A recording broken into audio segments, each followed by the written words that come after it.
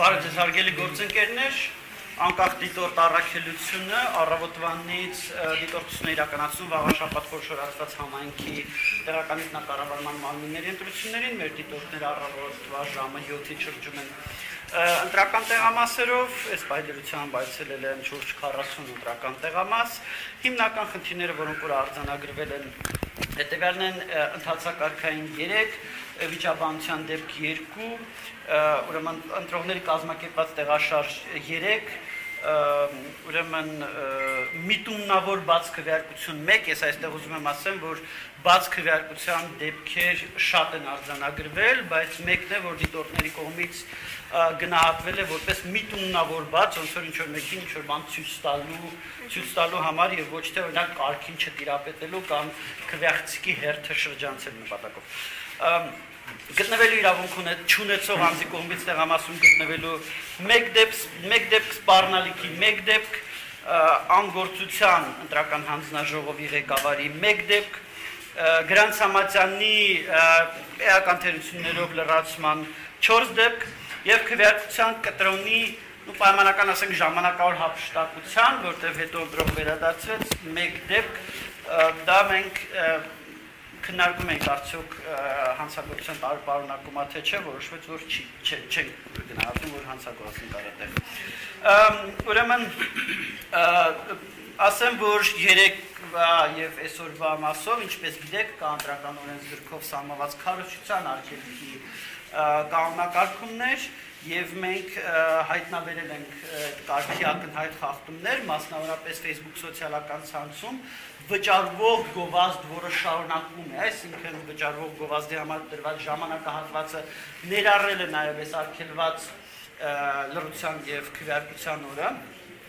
Ուղղակի այդպեսի դեպք, որ արվում է հենց կուսակցության Facebook-յան էջի կողմից նկատել ենք Հանրապետություն կուսակցության մասով 7 դեպք եւ անուղակի կամ աֆիլացված ուրեմն էջերի կողմից նկատել ենք քարոզչություն ուրեմն հայրենի քաղաքացիական պայմանագիր կուսակցություն եւ հաղթանակ դաշինքի մասով ասեմ, որ մասնակցության մասով, ինչպես երևի բոլորը նկատել եք, մասնակցությունը առավոտվա ժամերին եղել է ուղի 2 անգամ ավելի բարձր, քան 2021 թվականի համանման ընտրություններում, բայց մեզ առավել հետաքրքիր են 3 գյուղերը, որտեղ պետք է հասկանալ, թե որ երևույթների արդյունքում է մասնակցությունը եղել ավելի քան 5 անգամ բարձր, դա Արշալույս, Հայթաղ եւ Ծաղկալանչ գյուղերն են, որտեղ հնգակի բարձր է եւ պետք է հասկանալ ինչի արդյունքում է ընտրողների այդպիսի ակտիվություն, արդյոք դա ընտրողների բնական պահվածք է, թե առկա է ընտրողների վրա ապօրինի ինչ-որ միջամտություններ։ Ասեմ, որ մենք նաեւ արձանագրել ենք երեկվանից գիշերվանից սկսած խախտումների կեղծ ահազանգեր, այսինքն ահազանգեր երևույթների մասին, որոնք ներկայացում են որպես խախտում, բայց այդպիսի չեն հանդիսանում գործող օրենսդրության մասով։ Առաջինը դա քվեաթերթիկների, այսպես կոչված տրցակները սեղանների շարած լինելը կամ քվեաթերթիկները ուրեմն ոչ չհրկիզվող պարանից դուրս պահելը։ Ասեմ, որ այս կարգավորումը վաղուց փոխվել է, քանի որ 17 թվականից արդեն 16 թվականից քվեաթերթիկները արդեն հատուկ հաշվառման փաստաթուղթ չեն, այն ժամանակ դա կենտրոնական ընտրական հանձնաժողովի պարզաբանմամբ, իսկ 22 թվականից արդեն օրենքի մակարդակով ամրագրված է, քվեաթերթիկները չհրկիզվող պարանից դուրս են պահում եւ սա խախտում չի։ Մյուսը դա պաստառները ընտրական տեղամասի մոտակայքում, սա եւս խախտում չի, պաստառների համար կան սահմանված վայրեր, իհարկե չի կարող պաստառ լինել ամեն, չգիտեմ, սյան ամեն պատի վրա, բայց եթե դա սահմանված վայր է պաստառի համար, էական չի, թե այդ սահմանված վայրը ընտրական տեղամասից ինչ հեռավորության վրա է։ Հաջորդը դա ընտրական շտաբ տեղամասի մոտակայքում, սա եւս խախտում չի, քանի դեռ շտաբը կոնկրետ ազանգող դեպքով մենք նայեցինք, քանի դեռ շտաբը եւ ընտրական տեղամասը նույն շինության մեջ չեն։ Այսինքն օրենսդիրը չի սահմանում, որ դրանք պետք է լինեն X հեռավորության վրա, սահմանում որ նույն շինության մեջ չպետք է լինեն։ Եվ նաեւ եղել է ինչ որ ահազանգ մի քիչ տարօրինակ շրջիկ քվեարկության բացակայության հետ կապված մի քիչ տարօրինակ, որտեղ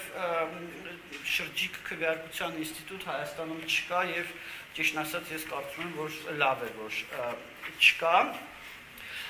Ես ասեմ, որ նախընտրական քարոզչության ընթացքում մենք իրականացրել ենք երկարաժամկետ դիտորդություն 4 դիտորդների կազմով, որոնք որ զրուցել են մասնակից 7 ուժերի հետ, 8-ից 7 ուժերի, այսինքն մասնակից 8 ուժերից 7-ի հետ զրուցել են, իրականացրել են տասնյակից ավել հարցումներ, գրություններ, դիտարկել ենք 35 հավաքներ,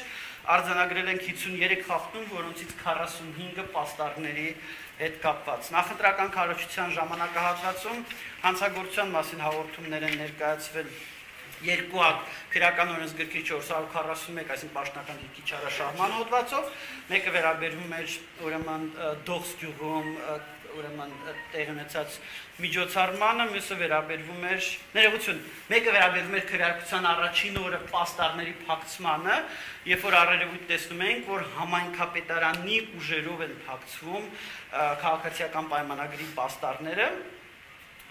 եւ երկրորդը դա Խոյ համայնքում գովազդների բաշխման հետ կապված խնդիր էր եւ գովազդների տրամադրման որոշման հետ կապված։ Եվ 3 հաղորդում ներկայացրել են քրեական օրենսգրքի 221-րդ հոդվածով, դա սեփական բարեգործության եւ քարոզչության մեկտեղման արգելող հոդվածն է։ Մեկը ուրեմն Դողս գյուղի հետ կապված, մյուսը դա ուրեմն դպրոցի տնօրենի կողմից բարեգործություն իրականացնելու մասով ըստ էության 3-ն էլ այս կամ այն կերպ այս 221 հոդվածով այսինքն ներողություն բոլոր 5 հաղորդումներն էլ ըստ էության ԿՊ-ին են վերաբերում բոլոր 5 հաղորդումներն էլ եւ վերջինը բարեգործության մասով դա ինչ որ տեղեր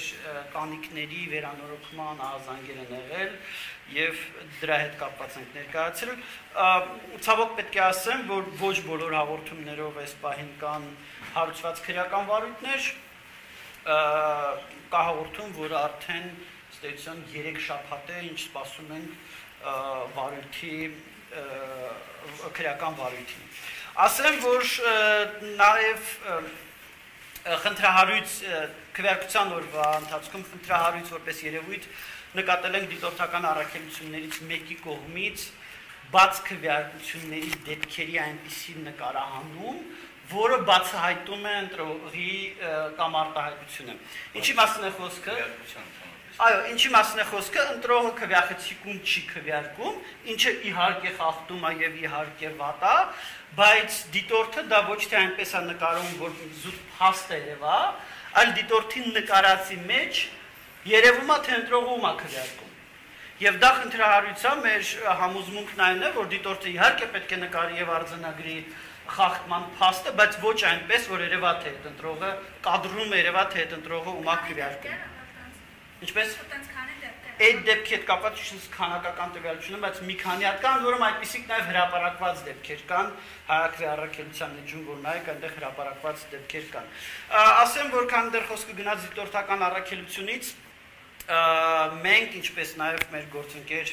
ականատես առաքելությունը նկատել էինք որոշ դիտորդական առաքելությունների կողմից ընտրական օրենսգրքով սահմանված անաչառության եւ անկողմնակալության ճիշտ խախտման դեպքեր եւ ներկայացրել էինք դիմումներ կենտրոնական դրական հանձնաժողով ականատեսը ներկայացրել էր հայակվեի հետ կապված մենք ներկայացրել էինք հայակվեի պարլամենտարիզմի զարգացման միջազգային կենտրոնի եւ